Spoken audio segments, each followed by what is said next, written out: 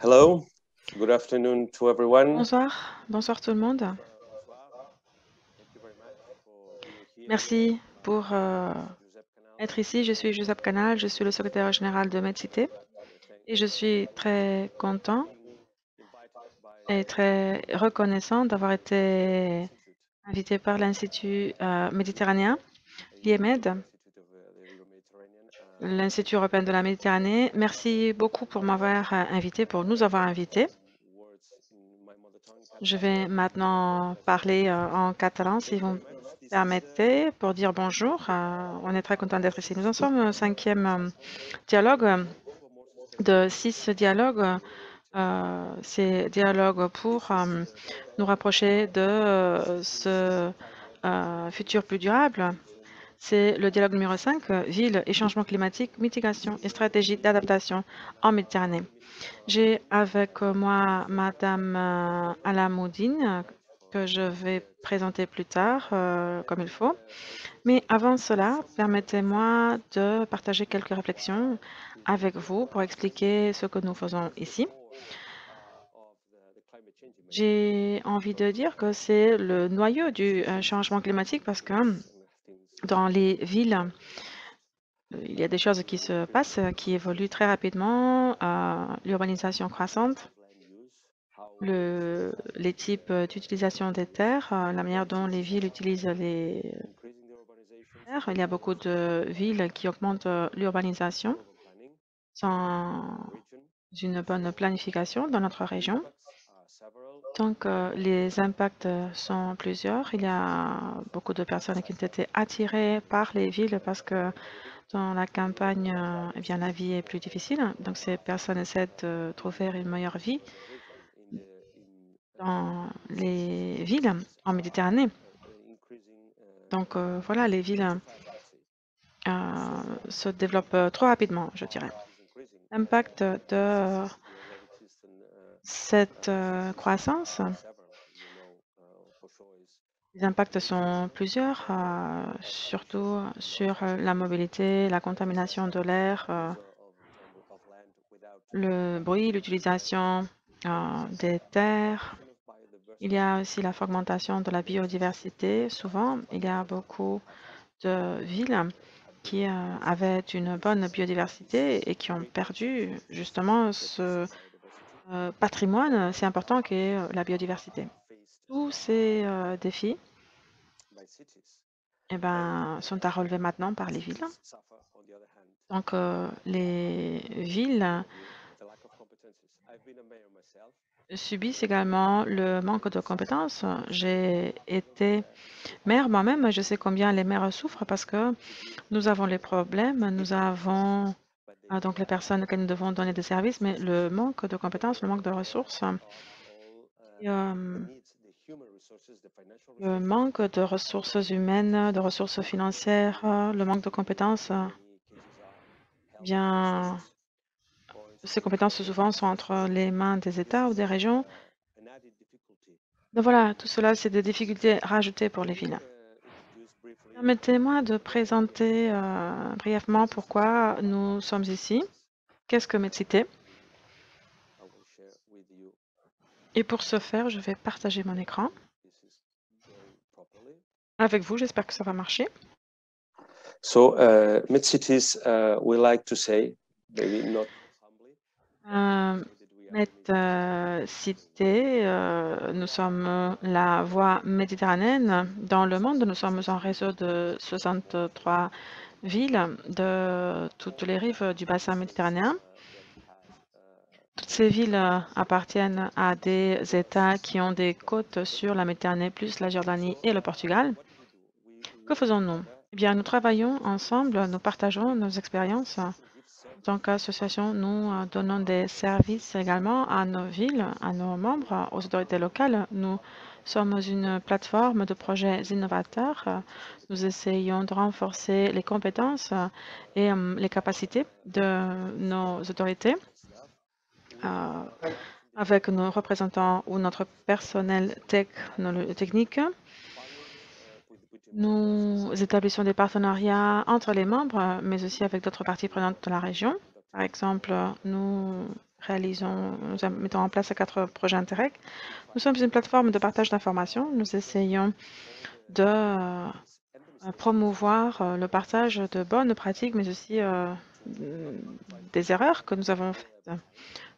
Pour ne pas avoir à inventer la roue à chaque fois, mais pour essayer de voir ce que d'autres membres ont fait, pour essayer d'apprendre les uns des autres. Et à partir de cette cumulation de connaissances, nous essayons également de projeter notre voix politique parmi les autorités locales, régionales et régionales en Méditerranée, tout en leur donnant une voix, tout en les représentant dans d'autres forums avec les États, avec les régions. Nous travaillons avec ces champs de travail thématiques. De plus en plus, la cohésion sociale, le développement durable, la mitigation des crises climatiques et l'égalité économique et sociale. Voici nos piliers, nos principes qui nous guident. Voilà donc pourquoi nous sommes ici, pourquoi nous avons été invités et nous vous en remercions. Toutes ces caractéristiques que je viens de partager avec vous, les impacts, les défis doivent maintenant relever les villes. Nous parlons de villes, mais il s'agit surtout d'autorités locales. Il s'agit de personnes qui ont des espoirs, qui ont des attentes aussi. Donc, j'aimerais poser quelques questions. Comment les autorités locales peuvent relever ces défis? Comment peuvent-elles travailler avec les États? Parce que les États formulent les agendas, l'agenda 2030, le pacte vert européen, toutes ces stratégies sont portées par les États, mais souvent, je dois dire qu'ils ne comptent pas sur les villes, ils ne nous considèrent pas suffisamment. Et c'est nous qui accueillons la majorité de la population du monde et dans notre région. Alors comment pouvons-nous aider les villes et les autorités locales à gérer cette situation? Comment pouvons-nous développer leurs capacités?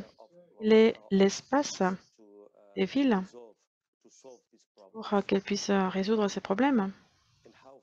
Et comment les villes peuvent-elles développer leurs capacités? Voilà à quoi nous travaillons dans MedCité. Ce sont des questions qui sont sur le tapis. Nous pensons, nous réfléchissons à ces questions. Donc peut-être Madame Anna Alamudine pourra partager ou clarifier un petit peu ces questions, apporter un petit peu de lumière sur ces réflexions. Et elle va peut-être donc fournir des réponses, même si elle a ses propres réflexions que nous avons hâte d'écouter. Mais nous, en tant que réseau de villes, nous avons besoin de beaucoup de réflexion, nous avons besoin de beaucoup de lumière pour voir comment, en tant que réseau, nous pouvons nous améliorer. Un réseau qui travaille aussi avec d'autres réseaux, par exemple dans l'Alliance de la coopération méditerranéenne, nous travaillons avec d'autres réseaux, c'est un réseau de réseaux. Donc, nous avons très envie de coopérer avec d'autres réseaux, partager des expériences. Et donc, j'ai très envie d'écouter maintenant Madame Alamudine. Elle est une professeure accréditée en LEED, en design de quartier. Elle a une licence de la Greenwich University du Royaume-Uni. Elle a un master en architecture. Elle travaille pour les villes. Elle a une approche assez différente par rapport à ce qui doit être fait pour relever ces défis. Elle a commencé sa carrière au Liban.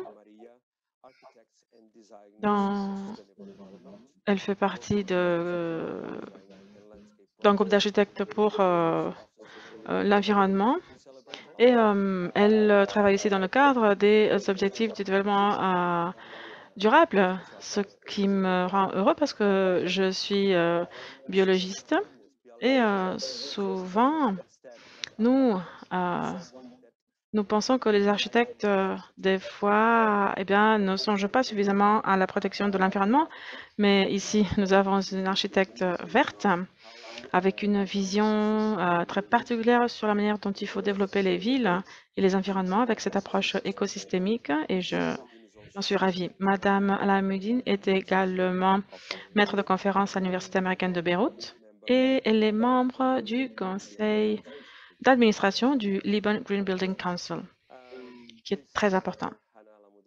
Madame Alamuddin, s'il vous plaît, vous avez la parole pendant 30 minutes.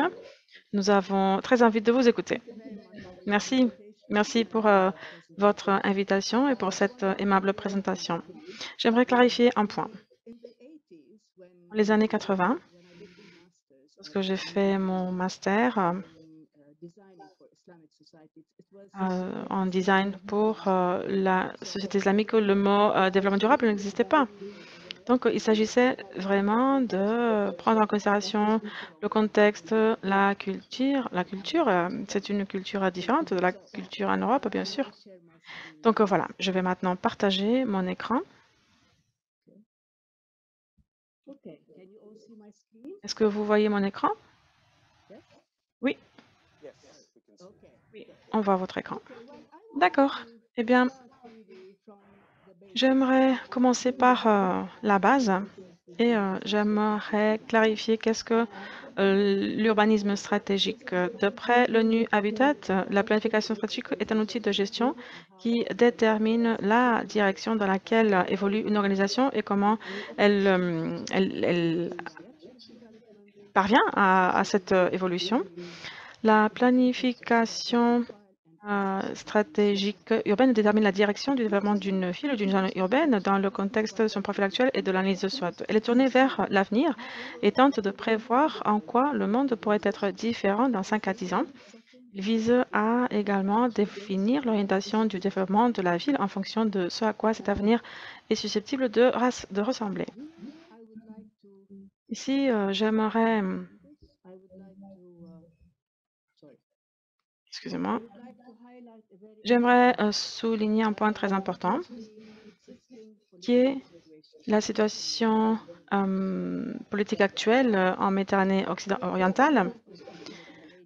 Les pays de cette zone de la Méditerranée, 10 pays, enfin 5 pays de cette région sont en crise. Il peut s'agir de guerre, de problèmes économiques, sociaux, etc. Nous pourrions affirmer que la source de ces problèmes est le manque d'accord sur la direction future de ces pays-là. Et c'est un problème, une question qui doit être considérée dans ce contexte. Malheureusement, si nous regardons l'avenir, le prospect de la paix dans la région est en question avec la découverte de gisements de gaz dans la région et la montée des tensions.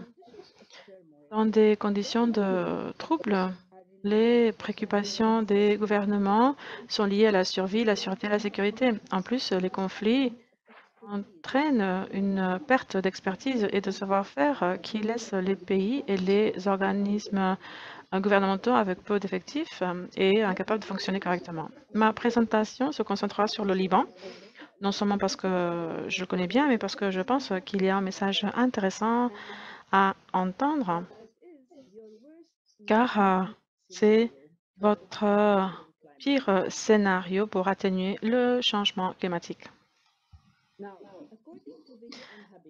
D'après UN Habitat, le Liban est un pays très urbanisé avec presque 90% de population urbaine et presque 65% des habitants qui vivent dans 5 principales agglomérations urbaines.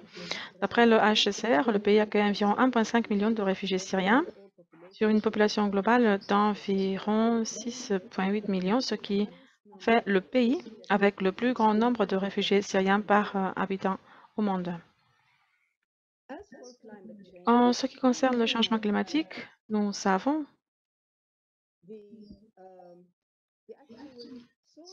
que les principales sources d'émissions de gaz à effet de serre sont la production d'énergie, le transport, les déchets, les décharges, l'agriculture et la déforestation.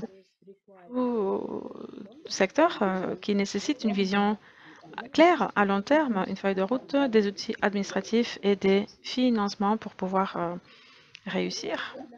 Si nous regardons la structure de planification au Liban, nous constatons qu'en ce qui concerne les outils administratifs, la planification au Liban est très centralisée et elle est traitée à des niveaux différents par les organismes suivants. Nous avons par exemple le Conseil supérieur de l'urbanisme qui est formé par différents ministères et spécialistes. Il est responsable des recommandations et des directions au niveau national. Ensuite, nous en arrivons à la Direction générale de l'urbanisme qui est responsable du développement des plans directeurs pour tout le pays. Le CDR a été créé pour la reconstruction du pays à part des ministères et les deux réglementent la croissance urbanistique. Et donc, c'est un cadre, disons, de direction, d'orientation. Et puis, nous avons les municipalités. Au Liban, nous avons 1038 municipalités et la plupart ont moins de 400 habitants. Les municipalités ont des responsabilités sur l'urbanisme et la planification, y compris l'eau, la gestion urbaine, le développement économique et social et la production. Mais la plupart des municipalités n'ont pas les capacités nécessaires pour mettre en place les projets. En plus, nous considérons ces secteurs que je viens de mentionner.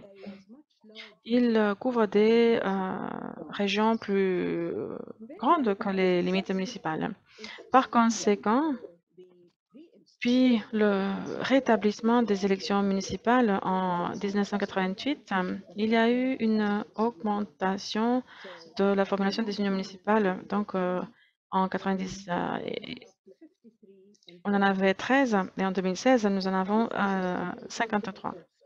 Ça, c'est un changement très intéressant, très important parce qu'il a permis une planification plus efficace en ce qui concerne les communautés locales. Et elle dispose de nouveaux outils et capacités comme des observatoires pour la planification stratégique et l'accès aux donateurs, aux bailleurs de fonds.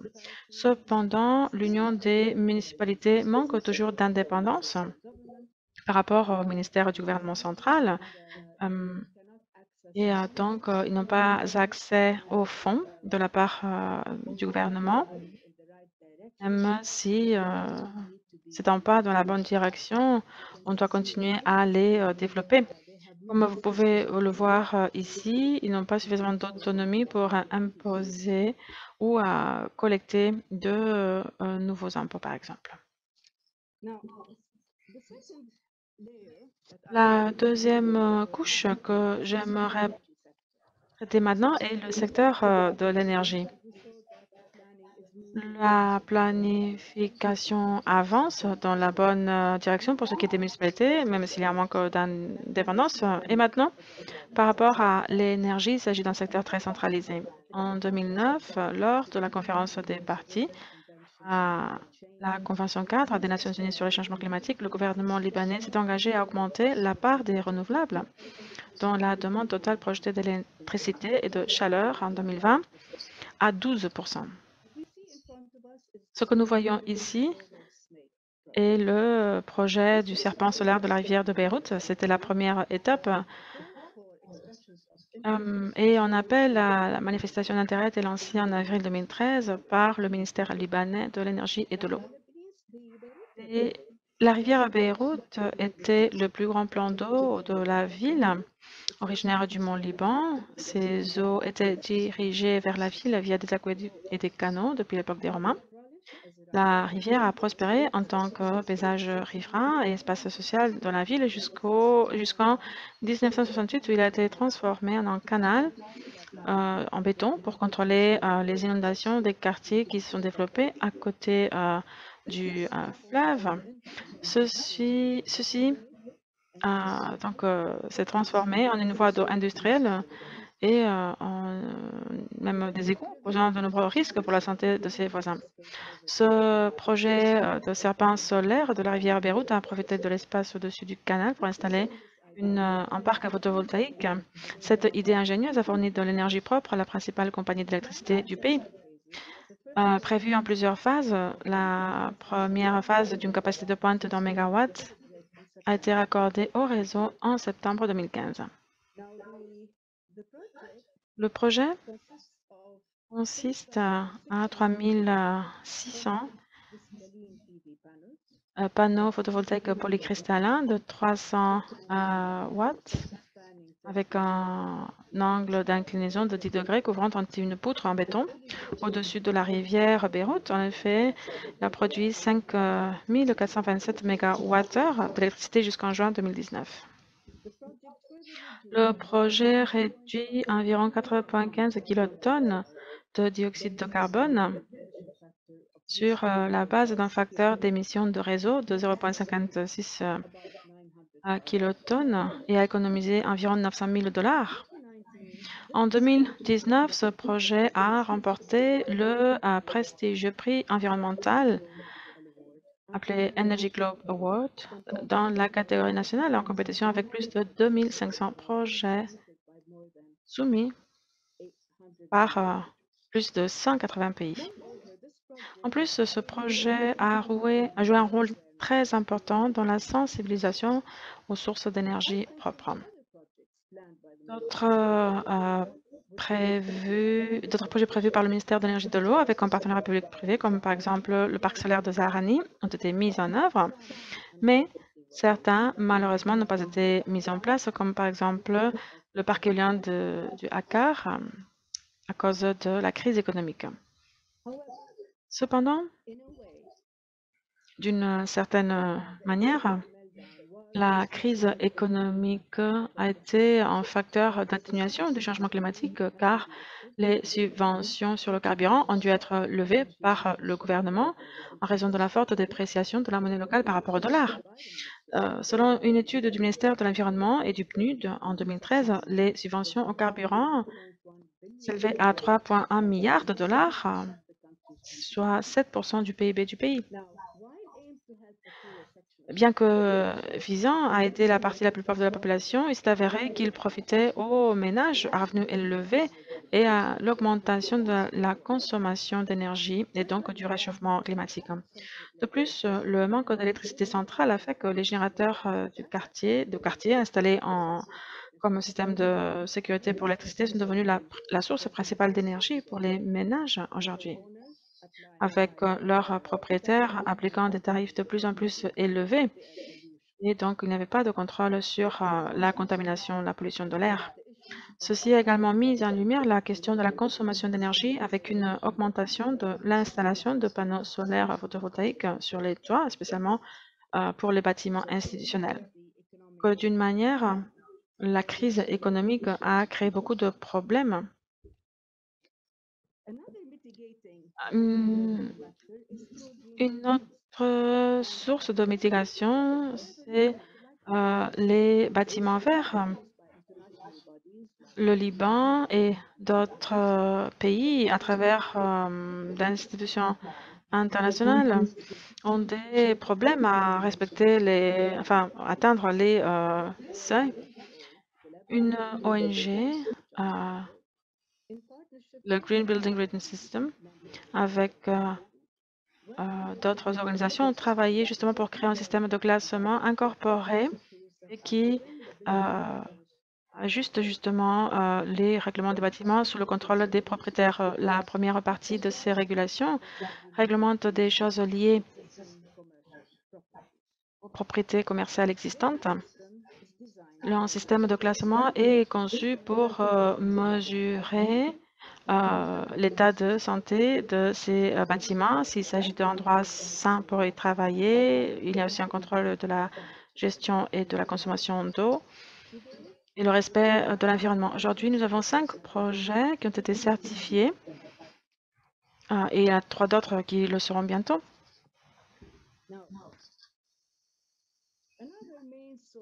Une autre source principale d'émissions est le transport. Bien que le Liban ait été l'un des premiers pays de la région à avoir un chemin de fer construit en 1895 avec un réseau de 40 gares reliant 200 km, le système a été gravement endommagé pendant la guerre civile et n'a pas été rétabli depuis lors. Pendant ce temps, le temps moyen que les Libanais passent pour se déplacer à travers la ville est de 3 heures par jour. Cela veut dire que 16% du temps de production de la personne est consacré au trajet entre le domicile et le travail, et ceci représente un coût de 2 milliards de dollars chaque année. La principale cause de cette perte est liée à l'absence d'un système de transport public organisé, au mauvais état des routes et à l'augmentation du nombre de voitures particulières.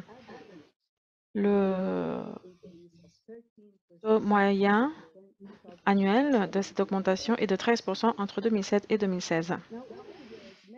Au fil des années, de nombreuses propositions et de nombreuses études ont été faites concernant un système de métro dans la ville, ce qui est problématique en raison de l'archéologie sous la ville, puis aussi des projets de réintégration du train, des tramways, des bus, etc. Et il y a eu même un plan directeur. Cependant, ce plan a été jugé non viable économiquement sur le court terme à cause de plusieurs obstacles auxquels le gouvernement est confronté, comme les tensions politiques, les troubles sociaux et la crise des réfugiés. On estime que 70% des voitures en ville viennent de l'extérieur. Par conséquent, le plan le plus faisable est une liaison de transport rapide par bus en 2018 qui a été présentée et acceptée pour financement par la Banque mondiale. Le coût était de 295 millions de dollars. Cependant, là encore, le gouvernement libanais a demandé que l'argent soit réaffecté pour financer les cartes de subvention en espèces pour accompagner la levée des subventions. Et apparemment, la Banque mondiale a été disposée à envisager la réorientation du prêt vers un programme pour lutter contre la pauvreté. Ces informations résultent du site web de Engineering for Change et il s'agit d'informations bien documentées. Je vais maintenant vous parler d'un projet très intéressant et précieux pour la ville, au niveau de la ville financée par l'Île-de-France. Le projet s'appelle la liaison douce. L'idée derrière le projet est de doter les citoyens de la ville d'un corridor vert d'espace public, de pistes piétonnes et cyclables reliant deux sites emblématiques, le bois des Pins et le centre-ville sur la route de Damas. L'étude a été conçue par Habib Debs, le planificateur, et le résultat serait non seulement un parc urbain linéaire de haute qualité dans la ville, mais une offre de moyens de transport alternatifs, le vélo et la marche. La valeur ajoutée du projet est qu'il suit la ligne verte, qui est la zone qui séparait l'Est de l'Ouest de Beyrouth pendant la guerre civile. Ainsi, le projet agira également comme un trait d'union entre les communautés de part et d'autre de la ligne verte et reliera le cœur de ville aux périphéries. L'étude a été remise à la municipalité en 2011 et depuis, elle est restée dans le tiroir. Lorsque la présidente de l'Île-de-France, et vous pouvez voir différents espaces publics compris, lorsque la présidente de l'Île-de-France, Madame Valérie Pécresse, s'est rendue à Beyrouth et a demandé pourquoi l'étude n'avait pas été mise en place comme convenu à l'origine. Elle a été informée que l'étude nécessite l'approbation de divers ministères et qu'il est coincé dans la bureaucratie du système. Habib Debs dit « Les projets publics au Liban ne sont pas pour le bien public, mais pour que les autorités gagnent de l'argent. » Et donc, ce projet est resté dans le tiroir. D'autre part, une entreprise privée de scooters électriques intelligents a été lancée en 2016. Loop, cette société a été créée par un groupe de professionnels hautement qualifiés en télématique, gestion de flotte, logistique et développement de marché pour offrir ce service pour la première fois au Moyen-Orient. Et donc, pour commencer, au Liban. Ce service basé sur des applications exploite une flotte de scooters électriques intelligents. Et il y a aussi des stations de recharge, ce qui rend les déplacements dans la ville efficaces et propres. La philosophie de la société est, pour ce qui est de l'économie du partage, nous pensons que l'avenir du transport est basé sur l'accès plutôt que sur la propriété.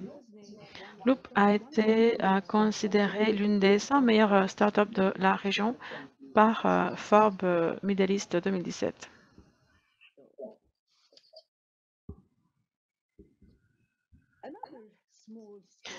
Un autre projet à petite échelle qui est très intéressant est la réhabilitation des échelles Charani. Le projet était financé par UN Habitat et Solidarité Internationale et a été conçu par Emergent Vernacular Architecture. La réhabilitation de l'escalier Charani est un projet d'espace public situé à Kobe, qui est un quartier à faible revenu de Tripoli. Le projet consiste à réhabiliter ces escaliers qui sont vulnérables aux inondations, mais constituent également l'accès principal du quartier au centre historique de Tripoli des Souks. Le projet concerne également l'intégration sociale, car 15% de la communauté sont des réfugiés syriens, et la récupération post-conflit aussi parce que ces escaliers sont situés près de la zone qui a subi les affrontements entre deux quartiers de profil sectaire différents, Jabal Massen et Tabaneh. Des groupes de discussion ont été formés pour faire participer les communautés pour entendre leurs préoccupations et leurs besoins. Les matériaux utilisés pour les escaliers ont été donc des tuiles fabriquées localement et la peinture murale que vous voyez a été conçue en collaboration avec un artiste local, Alfred Bader, et représente une fille de la région qui a été tuée à l'âge de 11 ans. Et bien sûr, ceci a été fait en coordination avec sa famille.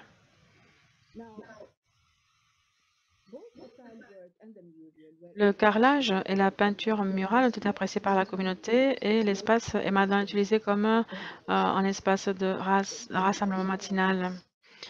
L'inclusion des citronniers fait référence à l'industrie historique des agrumes de la ville. Vous pouvez les voir, les citronniers sont trop petits, malheureusement, sur cette photo. Un bon outil pour atténuer le changement climatique et l'espace vert, je pense que nous sommes tous d'accord sur cela. Beyrouth compte 0,8 mètres carrés d'espace vert par habitant, contre 9 mètres carrés par habitant recommandé par l'OMS. Puis, si nous remontons le fleuve Beyrouth, nous rencontrons une initiative du cabinet L'Ordre Dada. C'est un cabinet d'architecture générative de conseil dirigé par Adib Dada, avait mené une recherche approfondie sur le fleuve Beyrouth et ses environs. Et la zone est riche, elle a été la toile de fond de nombreux événements culturels comme le festival arménien de l'eau de Vardavar et l'Aïd musulman. Malheureusement, face au désintérêt des ministères et des institutions en charge du fleuve Beyrouth, le consultant a décidé de se tourner vers un projet plus concret, plus simple, la forêt de Miyawaki. La première forêt au Liban, le premier projet de site au Liban, et avec cela, il a approché le maire d'Elsin Elfil pour accéder au terrain. Le financement était facilement collecté à l'aide de l'application Suji et l'initiative globale d'urbanisation durable et Forest, qui est le fournisseur de services pour la création de forêts naturelles Les forêts de Miyawaki sont des forêts multicouches denses, 30 fois plus denses que les autres forêts artificielles qui capturent donc 30 fois plus de CO2 et 30 fois plus de pollution. Ils poussent 10 fois plus vite et restaurent la santé des sols et la biodiversité dans les sites dégradés. Ils deviennent complètement autosuffisants au bout de 3 ans et ne nécessitent ni arrosage ni entretien. En mai 2019, The Other Dad a planté la première forêt urbaine indigène du Liban, appelée la forêt Riverless de Beyrouth. La municipalité devait prendre soin du projet et donc ceci devait être fait avec des volontaires.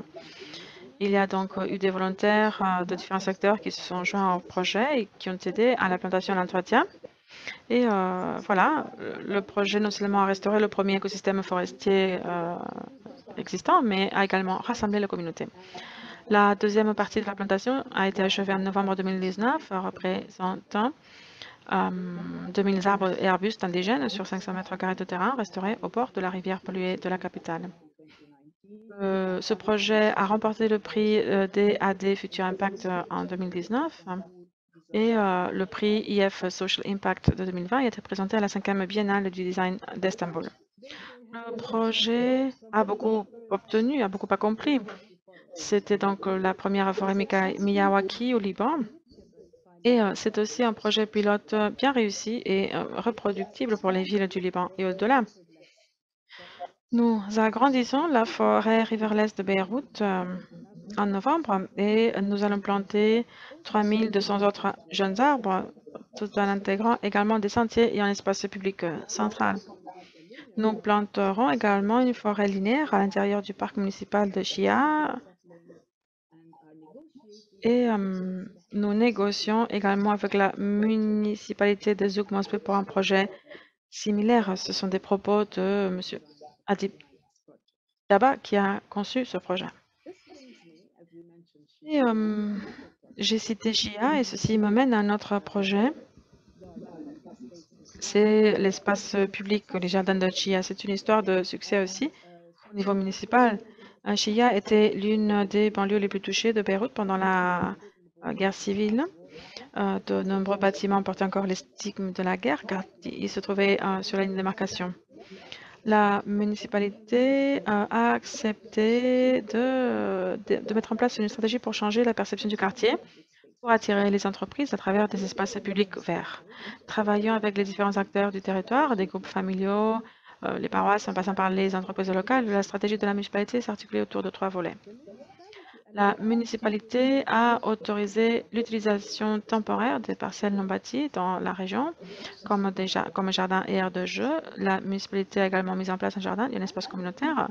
Et ceci a également mené d'autres à investir dans le réseau avec des espaces et des services supplémentaires comme jardins, des installations sportives, des cafés pour animer les espaces municipaux. Le projet s'est avéré très réussi et il donne accès aux résidents à des espaces ouverts dont ils peuvent profiter. Les espaces verts peuvent être utilisés également pour le soutien économique. Ça, c'est le projet du mur végétal. C'est un projet de micro-jardinage mis en place par la FAO et financé par le Fonds humanitaire libanais et géré justement par le OCHA. Les réfugiés syriens et les communautés d'accueil au Liban améliorent leur nutrition grâce à la FAO. C'est une initiative qui aide les ménages à construire des micro-jardins verticaux à partir de matériaux recyclés. Chaque caisse peut être utilisée pour planter 2 cultures maraîchères consécutives par an et peut être utilisée pour faire pousser une large gamme de légumes d'été et d'hiver qui peuvent être récoltés tout au long de l'année sans utiliser des terres arables. Ce projet cible principalement les femmes et les ménages qui ont beaucoup d'enfants. Et les bénéficiaires ont été jusqu'à la date 30 ménages libanais vulnérables qui n'ont pas de terre et 120 ménages syriens.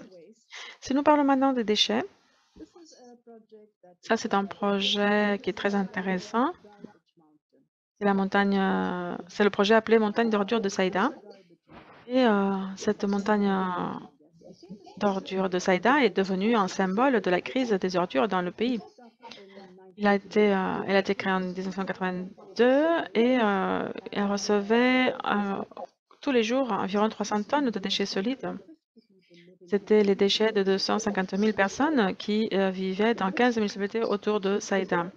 Cette montagne de déchets s'étendait à 55 mètres de haut et le terrain couvrait une surface de 60 000 mètres carrés. Située à la périphérie sud de la ville, à moins de 200 mètres des habitations, la montagne d'ordures était une menace pour la santé des habitants. Et comme elle n'avait pas une base appropriée, les ordures partaient souvent dans l'océan. En 2016, le PNUD et le ministère de l'Environnement et la municipalité de Saïda ont inauguré le projet du jardin qui a remplacé la montagne d'ordures. Il a été financé par le gouvernement libanais et a été mis en œuvre par le ministère de l'Environnement et le PNUD. Pendant l'événement documentaire a présenté le processus de réhabilitation du site, depuis le dégazage jusqu'au tri des déchets, des roches, plastique, papier, et finalement la mise en décharge en infusant les déchets organiques. Le résultat était un jardin de 33 000 mètres carrés avec plus de 10 000 arbres, des terrains de jeu. Cependant, c'est un dépotoir sur la Méditerranée qui a été traité avec succès.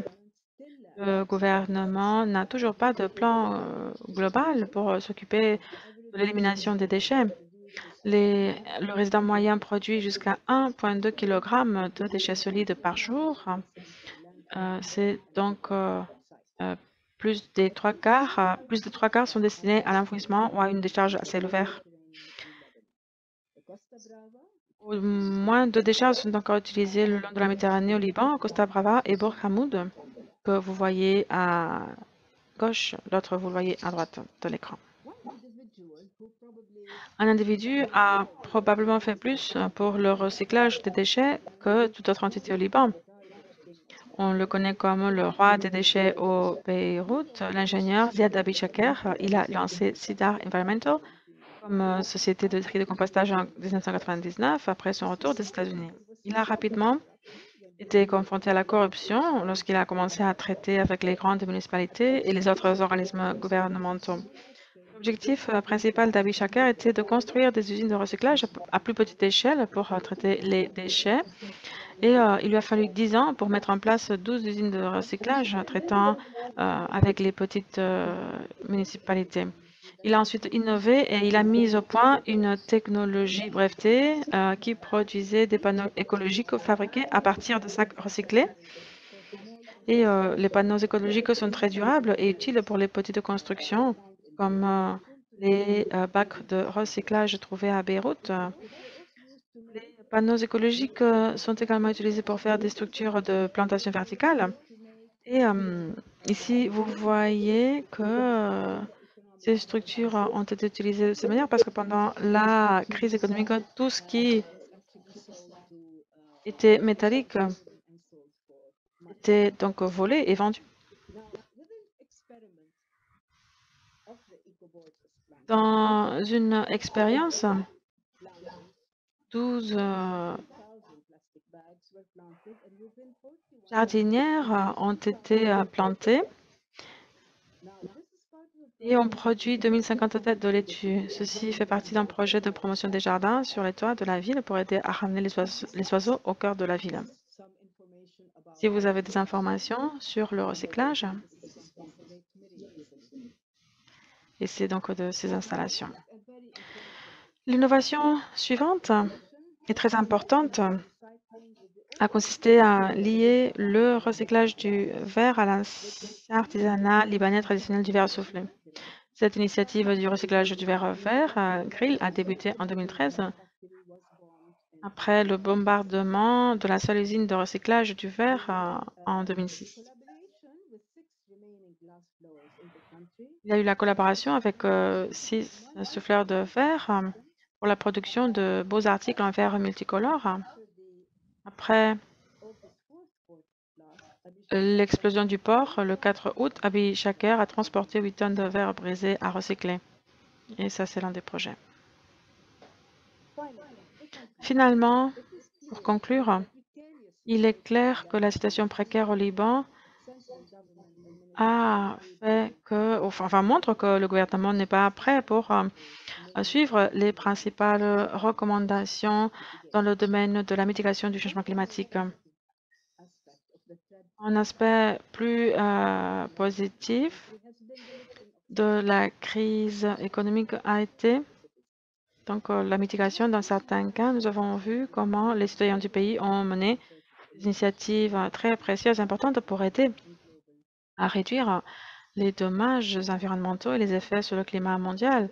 Mais aussi précieux qu'ils soient, des problèmes tels que l'atténuation du réchauffement climatique et ces problèmes exigent une structure globale qui planifie, qui coordonne et qui suive ces initiatives. Le changement climatique est un problème mondial et les gouvernements doivent être tenus responsables. Et là, je parle des charges des dépositaires sur la côte. La coordination est nécessaire entre les agences internationales et les bailleurs de fonds avec un mécanisme clair de suivi et de rétribution. Mais, en fin de compte, bien que le peuple libanais et le gouvernement sachent ce qui doit être fait, avec la menace de conflit et d'instabilité politique dans la région, leurs priorités, malheureusement, sont ailleurs. Merci. Merci à vous, merci beaucoup. Madame Alamoudine, des exemples très inspirateurs du travail qui a été fait au Liban. Et ceci me fait penser à quelque chose, mais avant cela, permettez-moi de reconnaître non seulement l'Institut européen de la Méditerranée, mais aussi le Club de Rome et la Fondation de la Cacha pour avoir organisé cet événement. J'aimerais souligner certaines idées que vous avez partagées avec nous et j'aimerais partager d'autres réflexions de ma part. D'abord, je pense que le besoin de travailler ensemble est très clair. Vous avez exprimé qu'il y a beaucoup de municipalités au Liban et donc ceci est très nécessaire pour les petites municipalités. Donc la coopération est cruciale et si possible la coopération institutionnalisée comme c'est notre cas. MedCité est donc maintenant accueilli par la région métropolitaine de Barcelone. C'est donc l'union de 36 municipalités qui partagent donc des ressources dans le domaine du recyclage, du transport. Entre autres, le métro, par exemple, est géré par la région métropolitaine et non pas par la ville elle-même. Donc, il est très important de combattre le changement climatique en travaillant ensemble à une échelle plus grande, surtout pour les petites municipalités, parce qu'elles n'ont pas de ressources, elles ont moins de ressources. Et dans beaucoup des cas, les toutes petites municipalités, la seule personne qui travaille à toutes ces questions, c'est le maire tout seul, ou un ingénieur, ou un architecte tout seul. Donc, ces petites municipalités n'ont pas d'experts spécialisés dans la gestion de l'eau ou dans la gestion de la mobilité, donc c'est très important. Un autre point que j'aimerais souligner, c'est le besoin de la stabilité politique, bien sûr, afin de créer de bonnes infrastructures, par exemple la récupération d'un fleuve en métro, comme vous l'avez dit aussi. C'est vraiment triste de voir comment souvent l'argent fourni par des bailleurs de fonds internationaux ne va pas aux bons endroits ou n'arrive pas donc à l'objectif final pour lequel il a été donné. Il est très important d'avoir la stabilité politique et une planification stratégique aussi et un urbanisme stratégique. Nous avons aidé à mettre en place certaines planifications stratégiques, mais ce n'est pas toujours le cas. Et donc, ceci doit se traduire dans des actions spécifiques. Nous l'avons vu ces 10 dernières années, donc il est très important de planifier, de savoir ce qu'on souhaite faire, d'aller au-delà des mandats, des orientations politiques, des fois, dans certains aspects. Bien sûr, il doit y avoir des orientations politiques différentes, mais il y a des questions principales qui doivent faire l'objet d'un consensus général. Je pense que c'est l'un des aspects principaux que j'ai compris également dans votre présentation pour pouvoir transformer les villes pour planifier des espaces verts, pour planifier le métro ou la récupération des fleuves, des rivières, pour planifier également les énergies renouvelables. Tout ceci exige du consensus parce qu'il s'agit de projets qui durent plus d'un mandat politique. Donc pour moi, ceci est très important. Un autre point très important à partir de votre présentation, c'est l'appropriation des mesures par les personnes. Ceci doit être co-construit par les personnes. Le cas donc des escaliers que vous avez montré, les carrelages, ça, on doit faire cela avec le public, avec les personnes, afin de conscientiser le public, sensibiliser le public pour changer les comportements. Parce que nous allons également changer la manière dont les gens vont exiger des solutions de la part de leurs représentants. C'est triste, mais on voit souvent des charges comme la montagne de déchets que vous avez montré. Mais là, c'est frustrant, mais en même temps, c'est des choses qui donnent lieu à l'espoir. C'est de bons exemples aussi sur comment nous pouvons résoudre ces problèmes. S'il y a la volonté politique, la volonté publique, pour exercer cette pression sur les politiciens, pour avancer dans la bonne voie. Bien sûr, on doit toujours respecter ces orientations politiques, mais on doit toujours demander aux politiciens de résoudre les problèmes qui existent indépendamment des couleurs politiques, des orientations politiques. Et puis, j'aimerais souligner également l'importance, à mon avis, des espaces verts, espaces publics verts. C'est une bonne manière pour démocratiser les espaces publics. L'exemple, par exemple, actuellement, le projet de la liaison douce, c'est très important. Nous pourrions montrer beaucoup d'aspects dans le monde entier pour transformer des espaces gris dans des espaces verts. Et pour moi, ça, c'est la démocratisation des espaces publics. C'est quelque chose que j'aimerais également souligner, les différentes échelles. Et puis aussi la restauration, le pouvoir de la restauration, comme nous l'avons vu dans l'exemple de la montagne des déchets. Il est important de montrer qu'il y a de l'espoir, qu'on peut transformer les choses. Il y a de bons exemples. Donc, c'est des mauvais exemples, mais c'est des bons exemples aussi parce qu'ils prouvent que les choses peuvent être restaurées, les fleuves peuvent être restaurés. Et finalement, pour savoir, pour connaître votre avis ou l'avis des personnes qui nous suivent aujourd'hui, je vous invite maintenant à poser vos questions, mais j'aimerais partager une réflexion avec vous. Madame Alamudine, je ne sais pas si vous souhaiteriez réagir à cela, mais nous voyons dans le fleuve Beyrouth l'exemple d'un fleuve qui a été pavé afin d'éviter les inondations. Et nous savons que pour l'écologie, la meilleure manière de garantir des inondations, c'est de construire tout ça. Donc, c'est des espaces qui ne doivent pas être urbanisés. Nous en avons un exemple ici. Donc, malgré le pavement du fleuve, le fait de profiter de la surface, donc avec ces panneaux photovoltaïques, c'est un peu une contradiction. Donc, c'est la question de la mitigation vis-à-vis de l'adaptation. Et il y a des tendances pour l'adaptation et non pas pour la mitigation. Et on pourrait donc choisir des alternatives à la production des déchets ou la promotion des sources renouvelables d'énergie au lieu de faire des économies en énergie ou les voitures électriques au lieu du transport public. Donc voilà, nous ne changeons pas vraiment le modèle. au final. Je ne sais pas si vous souhaitez réagir à mon avis.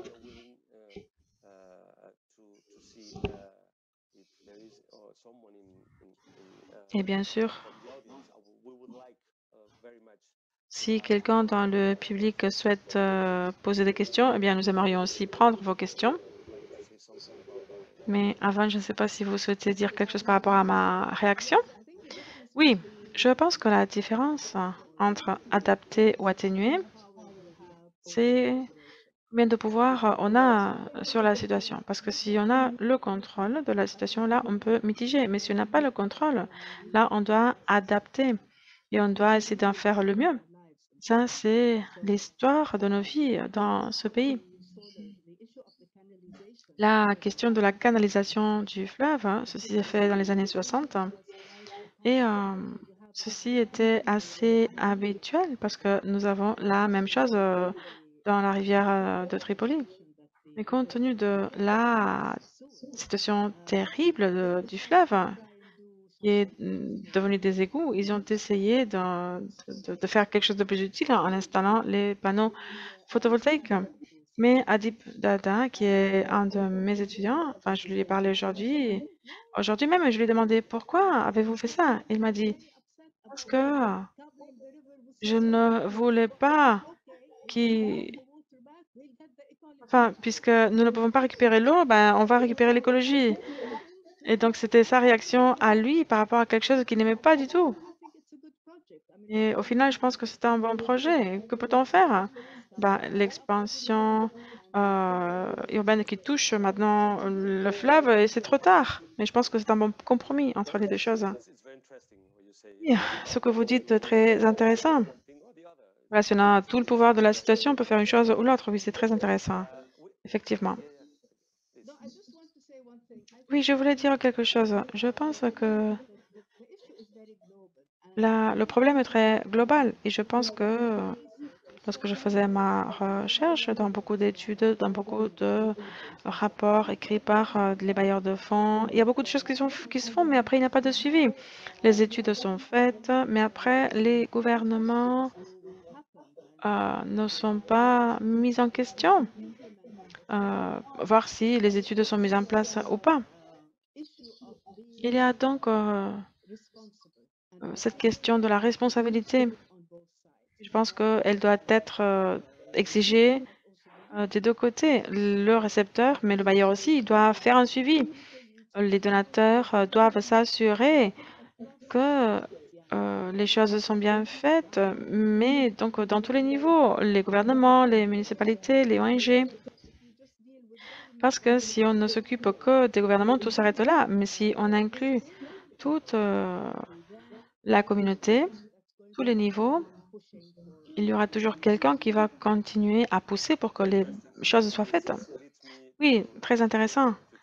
Ceci me mène de nouveau à expliquer ce que fait Medcité. Medcité est ce type de lien entre les bailleurs de fonds et les récepteurs finaux.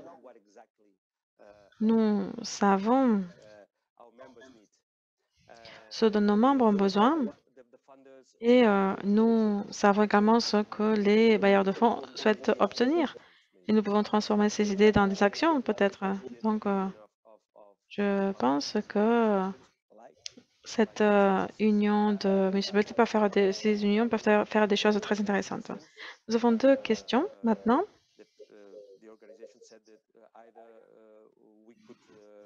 L'organisation dit qu'on peut répondre tous les deux, soit l'un, soit l'autre, mais je pense qu'il y a une question peut-être que je pourrais répondre ou l'autre pour vous, enfin, à vous de voir aussi. La panéliste a dit que la plupart de municipalités n'ont pas de capacité administrative ni fiscale pour réaliser des projets durables. Pouvez-vous donner des exemples sur comment les villes pourraient améliorer leur capacité pour mettre en place des projets verts?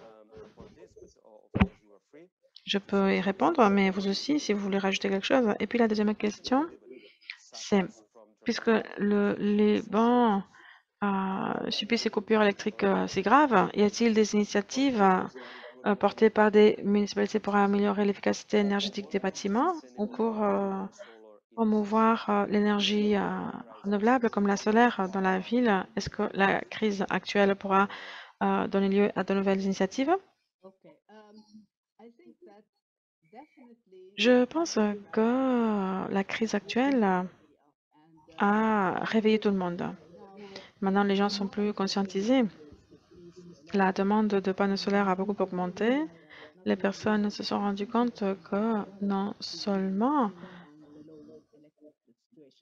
il est cher, mais il est aussi peu fiable de dépendre de l'électricité des compagnies, disons. But Électricité de Liban a le monopole pour fournir l'électricité. Donc, d'une manière, on doit changer également la gouvernance et les lois pour permettre aux différentes municipalités de fonctionner, de faire cela. Mais au niveau privé, il y a beaucoup de demandes et de développement des panneaux solaires. Mais pour le moment, nous sommes au milieu de cette crise et nous sommes tous encore en mode de survie. Donc, on essaie de survivre chaque jour. Mais il y a un changement important dans la manière dont les gens voient leur vie et même la manière dont les gens utilisent l'argent et achètent des choses. Les industries locales se sont renforcées parce que les importations sont devenues très chères. Donc, il y a beaucoup de produits locaux qui sont maintenant sur les marchés. Et donc, ceci a été positif en ce sens. Et les gens se sont rendus compte qu'ils ne doivent pas continuer avec le système précédent, mais ils peuvent rompre par rapport au système ancien. Mais il y a une configuration politique dans ce pays qui contrôle toujours les ressources. Donc, nous devons rompre cela avant de pouvoir vraiment avancer. Mais j'espère qu'ils seront suffisamment intelligents pour se rendre compte qu'ils doivent aussi changer parce que ils arrivent à la fin de leur logique. Et j'aimerais dire aussi que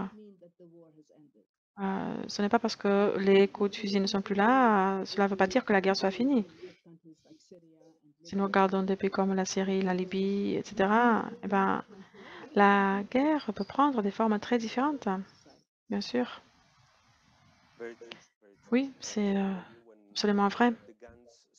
Peut-être lorsque les armes s'arrêtent, enfin, on ne tire plus, on regarde ailleurs, mais ce n'est pas bon. Je vais maintenant apporter quelques idées sur la première question. Comment les citoyens peuvent-ils augmenter les capacités? Eh bien, quand il y a un manque de compétences ou quand il y a un manque de possibilités de renforcer ses capacités, eh bien, c'est là que des réseaux comme Medcity, par exemple, ont leur raison d'être. Euh, Nous, par exemple, nous promouvons la coopération entre les villes, le transfert de connaissances entre les villes. Nous avons des centres de transfert de connaissances en Tunisie et au Liban, par exemple.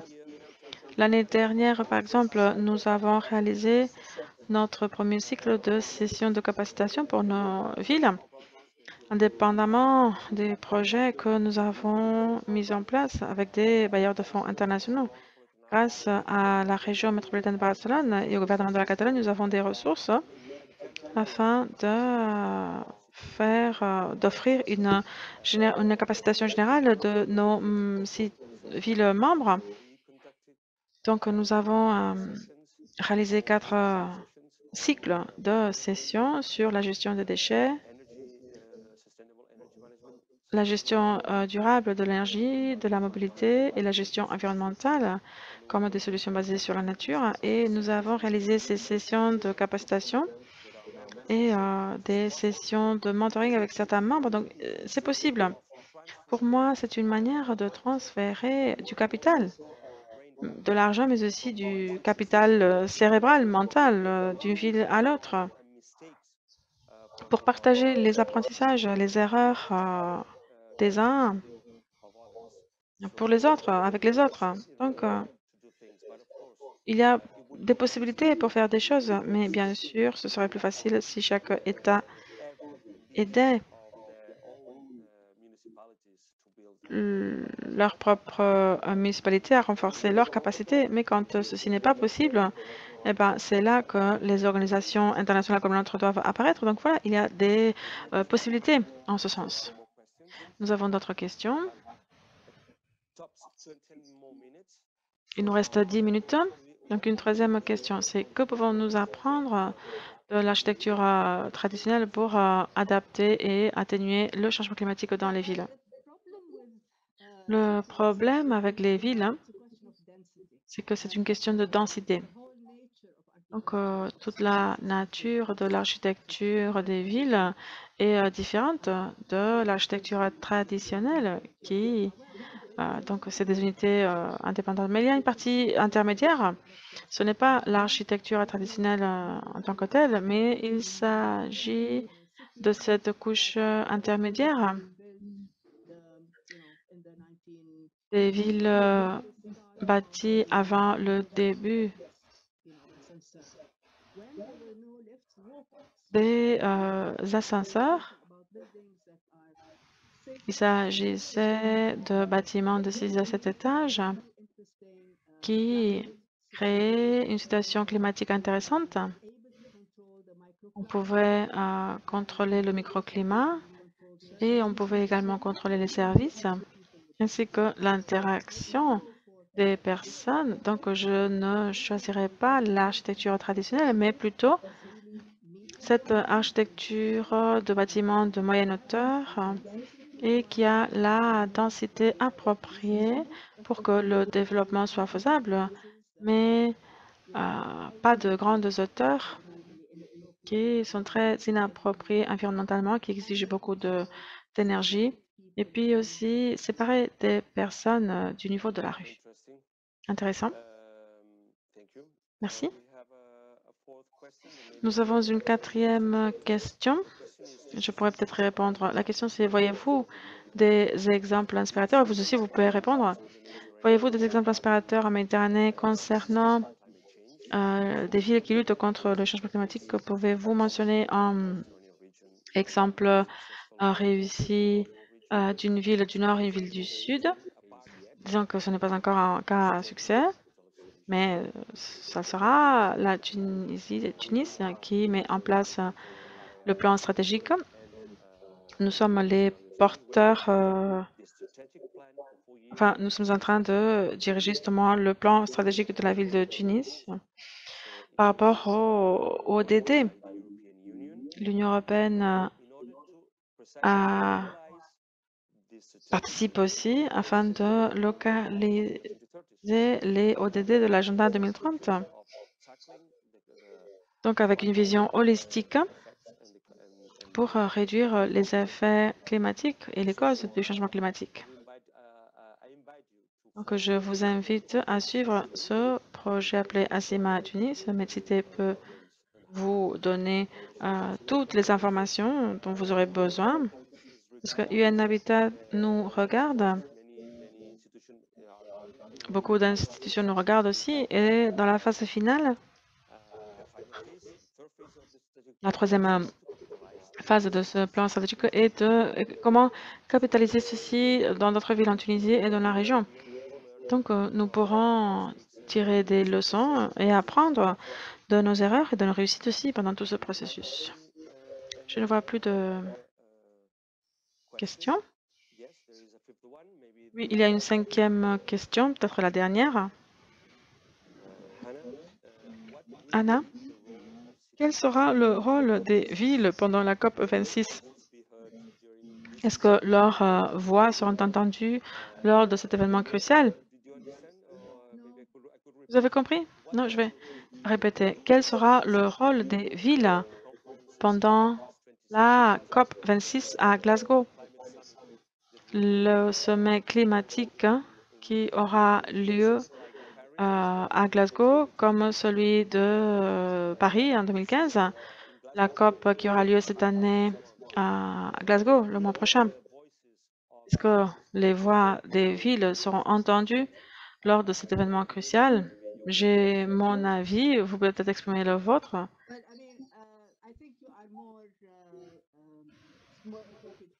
Je pense que c'est une question plutôt pour vous. Allez-y. Bon, en 2015, j'ai également constaté que les villes devaient être, disons, à part, parce que je pense que les villes doivent se rassembler à travers leurs organisations. Tous les États ont des organisations de municipalité et les villes doivent donner leur voix aux États pour que les États puissent faire entendre leur voix dans la COP. Et sinon, il y a d'autres voix autour de la COP pour que les municipalités puissent s'exprimer aussi. Ceci doit être fait. Les villes doivent donc parler aux États pour que leur voix soit entendue.